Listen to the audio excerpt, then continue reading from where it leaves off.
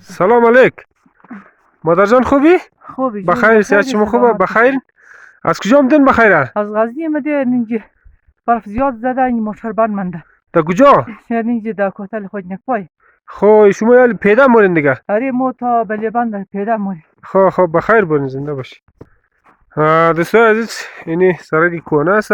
بخاطر ازی سرک نو فعلا رفت آمد نمونه موتورا، بخاطر که این 800 متر هم پیراکاری نیاز داره. هم دیگه اینی سرک کهنه است که برف هم خیلی زیاد زده دیگه. موتورا خیلی با سختی از اینجا برون نه دیگه. از سر کوتل خوجنکپای به سمت شاکور و منطقه چشان اونجا را دیگه موتر برف پاک اون قسمت هایش را پاکاری مونه که موتورا رفت آمد کنه دیگه. اینی کوتل خوجنکپای مربوط ولایت ارزگان میشه، بخاطر ازی دیگه برف پاک در نظر گرفته نشده دیگه. موتورا همجی قسمت سرک کهنه رفت آمد مونه فعلا دیگه. دوستان این قسمت ها خیلی برف زیاد زده، موتر اینجا گیر مانده دیگه. تا موریم نزدیک موتر دیگه. دوستان شما میبینید که مسافرها از موتر تا شده دیگه.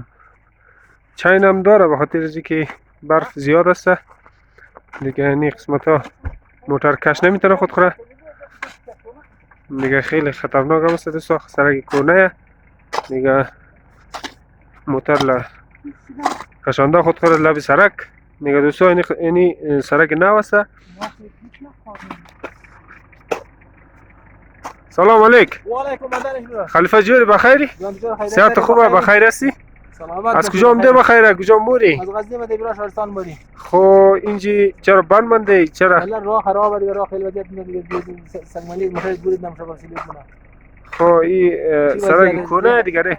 سرک کهنه، سرک نو کسی آمده نه. سر نشته سرک نو؟ نه دیگه تانوز شما میبینید که حدود 800 متر پراخکاری نیاز داره دیگه. خیلی بار هم کده مسافرها خراب تا کده. مسافرها سنگمالی تا کده مسافرها تر ماهره دیگه. سوستم نمیتونه بنده.